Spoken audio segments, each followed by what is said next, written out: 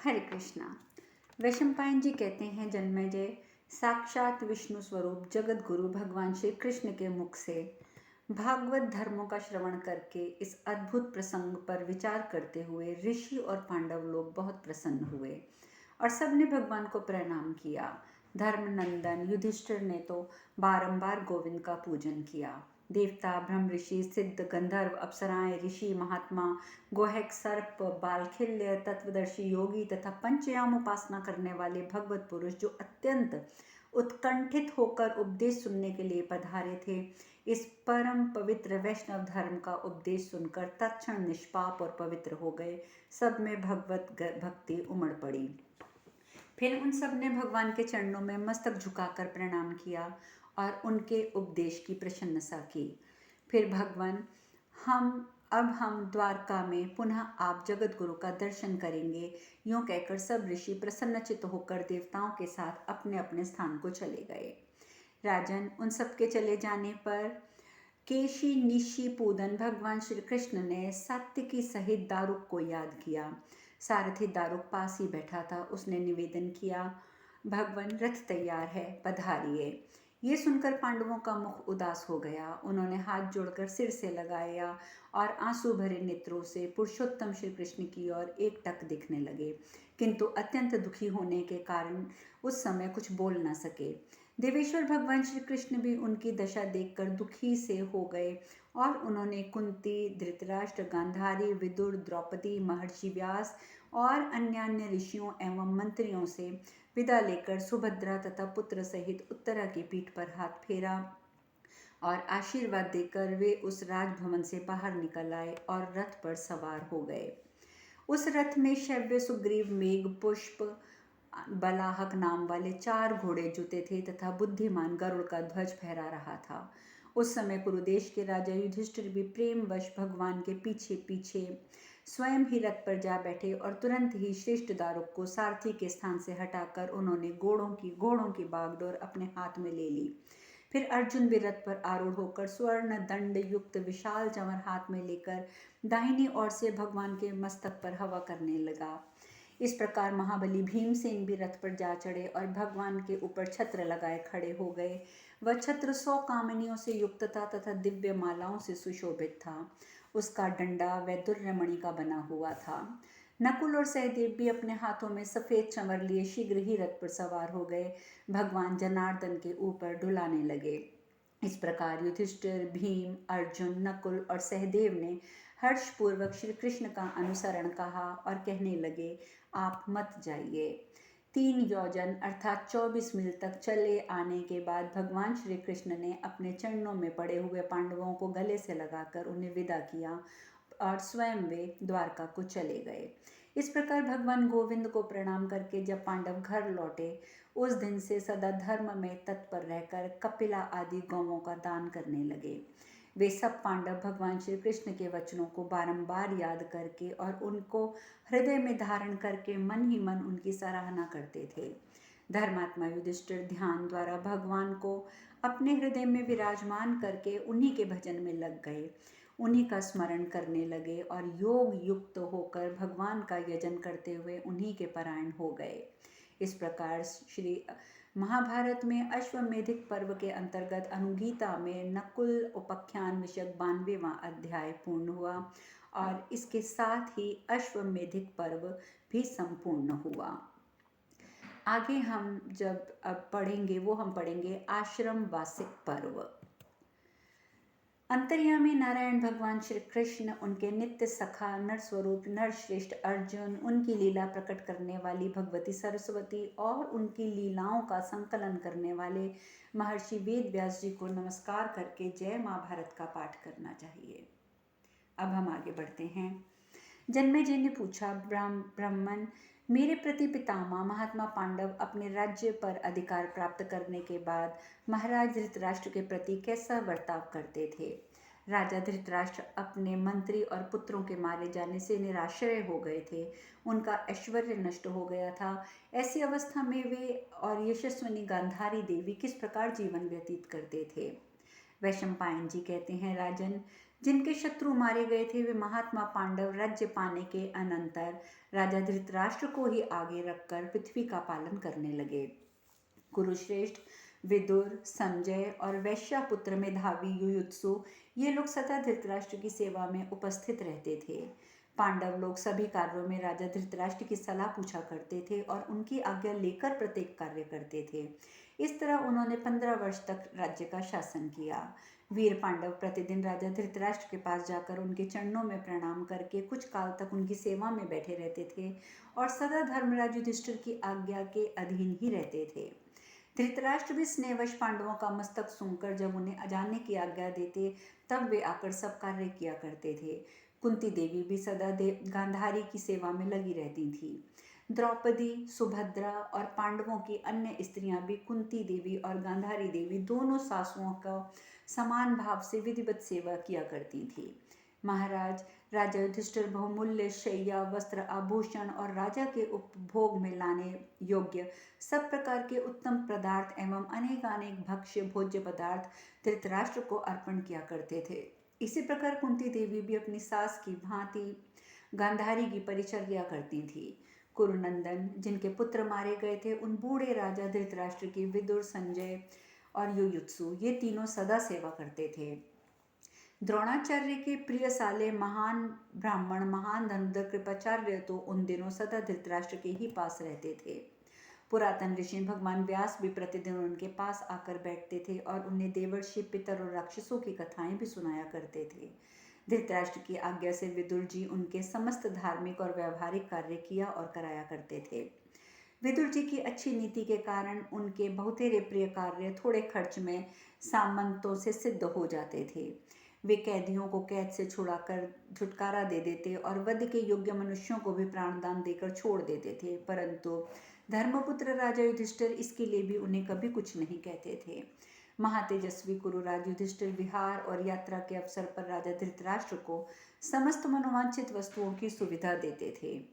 राजा धृतराष्ट्र की सेवा में पहले की भांति उक्त अवसरों पर रसोई के काम में निपुण आरलेख, सूपकार, राग, खंडविक आदि मौजूद रहते थे।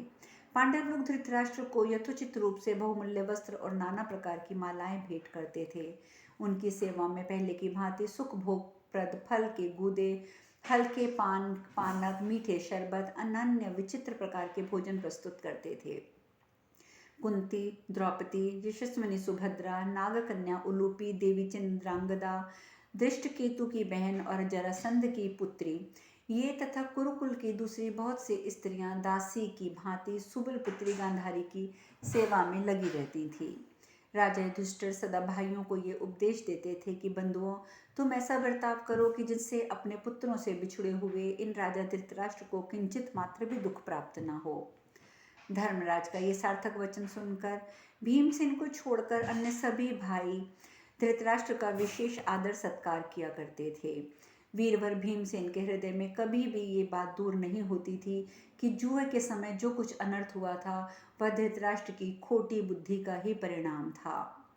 इस प्रकार श्री महाभारत आश्रम वासिक पर्व के अंतर्गत आश्रमवास पर्व का पहला अध्याय पूर्ण हुआ। वैशंपायन जी कहते हैं, राजन इस प्रकार पांडवों से भलीभांति सम्मानित होकर अंबिका नंदन राजा धृतराष्ट्र पूर्ववत ऋषियों के साथ गोष्ठी कर सुख का अनुभव करते हुए सानंद निवास करते थे। कुरुकुल के स्वामी राजा धृतराष्ट्र ब्राह्मणों को देने योग्य अग्रहार अर्थात माफी जमीन देते थे और कुंती पुत्र राजा युधिष्ठिर सभी कार्यों में उन्हें सहयोग देते थे। राजा युधिष्ठिर बड़े दयालु थे। वे सदा प्रसन्न रहकर अपने भाइयों और मंत्रियों से कहा करते थे, ये राजा धृतराष्ट्र मेरे और आप लोगों के माननीय हैं। जो इनकी आज्ञा के अधीन रहता है वही मेरा सुहृदय है। विपरीत आचरण करने वाला मेरा शत्रु है, वह मेरे दंड का भागी होगा। पिता आदि की श्राद्ध तिथियों पर तथा पुत्रों और समस्त सुहृदों के श्राद्ध कर्म में राजा धृतराष्ट्र जितना खर्च करना चाहें वह सब इन्हें मिलना चाहिए। तदंतर महामना कुरुकुल नंदन राजा धृतराष्ट्र उक्त अवसरों पर सुयोग्य ब्राह्मणों को बारंबार प्रचुर धन का दान करते थे। धर्मराज युधिष्ठिर, भीमसेन, सव्यसाची अर्जुन और नकुल सहदेव भी उनका प्रिय करने की इच्छा से सब कार्यों में उनका साथ देते थे। उन्हें सदा इस बात की चिंता बनी रहती थी कि पुत्र पौत्रों के वध से पीड़ित हुए राजा, बूढ़े राजा धृतराष्ट्र हमारी ओर से शोक पाकर कहीं अपने प्राण न त्याग दें। अपने पुत्रों की जीवित अवस्था में कुरुवीर धृतराष्ट्र को जितने सुख और भोग प्राप्त थे वे उन्हें अब भी मिलते थे। पांडवों ने उनकी पूरी व्यवस्था कर रखी थी। इस प्रकार शील और बर्ताव से युक्त होकर वे पांचों भाई पांडव एक साथ धृतराष्ट्र की आज्ञा के अधीन रहते थे। धृतराष्ट्र भी उन सबको परम विनीत, अपनी आज्ञा के अनुसार चलने वाला और शिष्य भाव से सेवा में संलग्न जाकर पिता की भांति उनसे स्नेह रखते थे। गांधारी देवी भी अपने पुत्रों के निमित्त नाना प्रकार के श्राद्ध कर्म का अनुष्ठान करके ब्राह्मणों को अपनी और उनकी इच्छा के अनुसार धन का दान देती थी और पुत्रों के ऋण से मुक्त होती थी। इस प्रकार धर्मात्माओं में श्रेष्ठ बुद्धिमान राजा युधिष्ठिर अपने भाइयों के साथ रहकर सदा राजा धृतराष्ट्र का आदर सत्कार किया करते थे। महात्मा पांडव सदा अच्छा बर्ताव करते थे, इसीलिए राजा धृतराष्ट्र उन पर बहुत प्रसन्न रहते थे। सुबल पुत्री गांधारी भी अपने पुत्रों का शोक छोड़कर पांडवों पर सदा अपने सगे पुत्रों के समान प्रेम करती थी। पराक्रमी कुरुकुल तिलक राजा युधिष्ठिर महाराज धृतराष्ट्र का सदा प्रिय करते थे, कभी भी अप्रिय नहीं करते थे। राजा धृतराष्ट्र और तपस्विनी गांधारी देवी ये दोनों जो कोई भी छोटा बड़ा कार्य करने के लिए कहते, पांडव धुरंधर शत्रुसूदन राजा युधिष्ठिर उनके उस आदेश को सदा शिरोधार्य करके उस कार्य को पूर्ण करते। प्रतिदिन सवेरे उठकर स्नान संध्या और गायत्री का जप करके लेने के पश्चात पवित्र हुए राजा धृतराष्ट्र सदा पांडवों को समर विजयी होने का आशीर्वाद देते। ब्राह्मणों से स्वस्ति वाचन करा के अग्नि में हवन करने के पश्चात राजा धृतराष्ट्र सदा ये शुभ कामना करते थे कि पांडवों की आयु बढ़े। राजा धृतराष्ट्र को सदा पांडवों के बर्ताव से जितनी प्रसन्नता होती थी उतनी उत्कृष्ट प्रीति उन्हें अपने पुत्रों से भी प्राप्त नहीं होती थी। युधिष्ठिर ब्राह्मणों और क्षत्रियों के साथ जैसा बर्ताव करते थे वैसा ही वैश्यों और शूद्रों के साथ भी करते थे। धृतराष्ट्र के पुत्रों ने उनके साथ जो कुछ भी बुराई की थी उसे अपने हृदय में स्थान न देकर युधिष्ठिर सदा धृतराष्ट्र की सेवा में संलग्न रहते थे। शत्रुसूदन जन्मेजय राजा धृतराष्ट्र गांधारी और विदुर जी अजात शत्रु युधिष्ठिर के धैर्य और शुद्ध व्यवहार से प्रसन्न थे, किंतु भीमसेन के बर्ताव से उन्हें संतोष नहीं था। यद्यपि भीमसेन भी दृढ़ निश्चय के साथ युधिष्ठिर का ही पथ का अनुसरण करते थे, तथापि धृतराष्ट्र को देखकर उनके मन में सदा दुर्भावना जागती थी।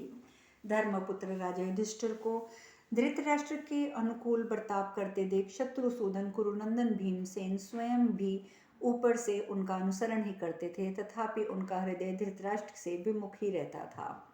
इस प्रकार श्री महाभारत के अंतर्गत आश्रम वासिक पर्व में आश्रम वासक पर्व का दूसरा अध्याय पूर्ण हुआ।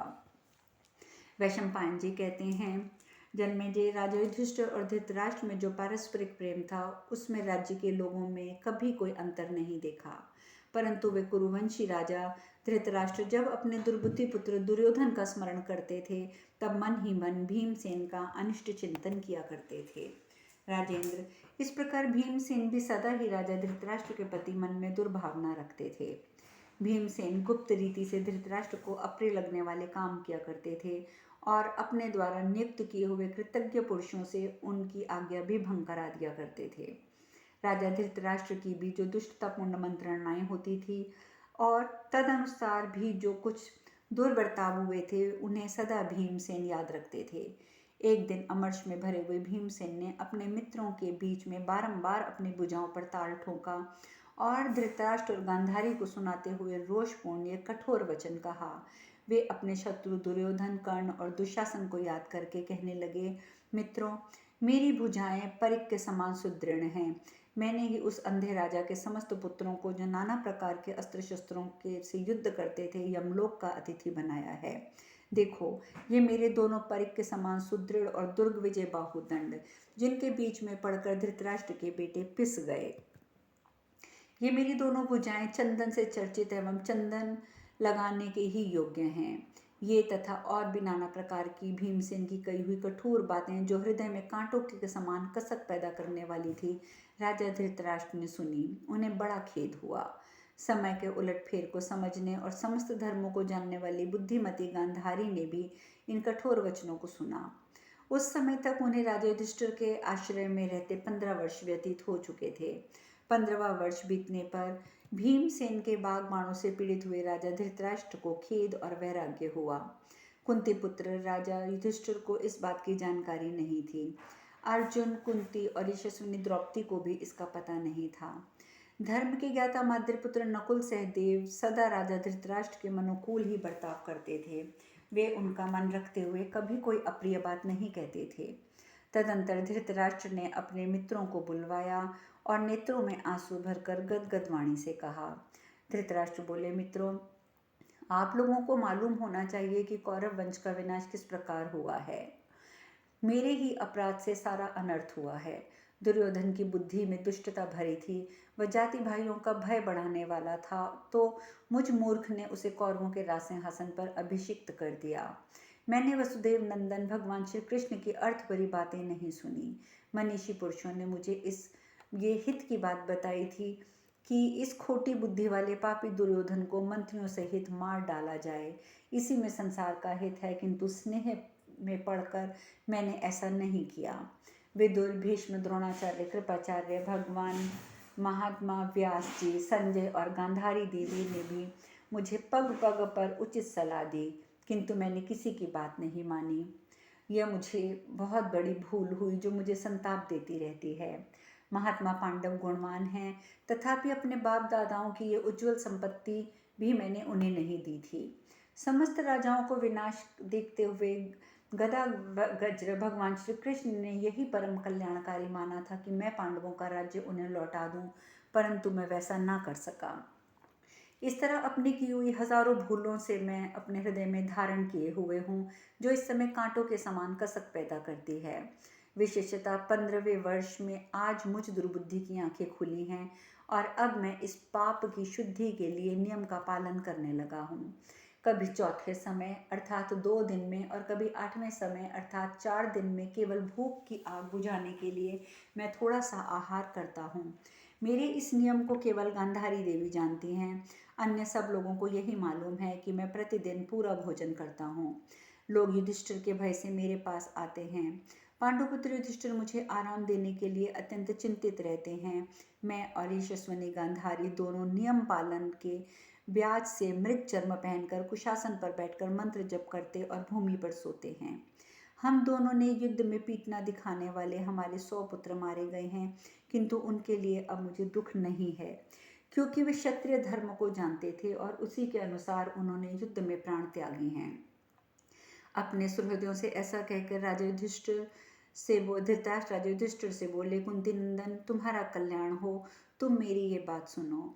बेटा, तुम्हारे द्वारा सुरक्षित होकर मैं यहाँ बड़े सुख से रह रहा हूँ। मैंने बड़े बड़े दान दिए हैं और बारंबार श्राद्ध कर्मों का अनुष्ठान किया है।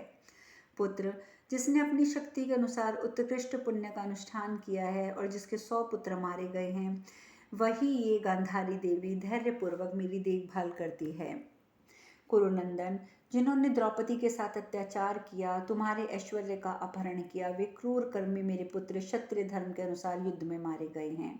अब उनके लिए कुछ भी करने की आवश्यकता दिखाई नहीं देती। वे सब युद्ध में के सम्मुख मारे गए हैं, अतः शस्त्रधारियों को मिलने वाले लोकों में गए हैं। राजेंद्र, अब तो मुझे और गांधारी देवी को अपने हित के लिए पवित्र तप करना है, अतः इसके लिए हमें अनुमति दो। तुम शस्त्रधारियों में श्रेष्ठ और सदा धर्म का अनुराग रखने वाले हो। राजन, मैं वन को जाना चाहता हूँ। वहाँ मैं चीर और बलकर धारण करके गांधारी के साथ वन में विचरूंगा और तुम्हें आशीर्वाद देता रहूंगा। तात, भरत श्रेष्ठ नरेश्वर, हमारे कुल के सभी राजाओं के लिए यही उचित है कि वे अपनी अंतिम अवस्था में पुत्रों को राज्य देकर स्वयं वन में पधारें। वीर, वहाँ मैं वायु पीकर अथवा उपवास करके रहूंगा और अपनी इस धर्म पत्नी के साथ उत्तम तपस्या करूंगा। बेटा, तुम भी उस तपस्या के उत्तम फल के भागी बनोगे, क्योंकि तुम राजा हो और राजा अपने राज्य के भीतर होने वाले भले बुरे सभी कर्मों का भागी होता है। अब शेष कथा कल। हरे कृष्णा।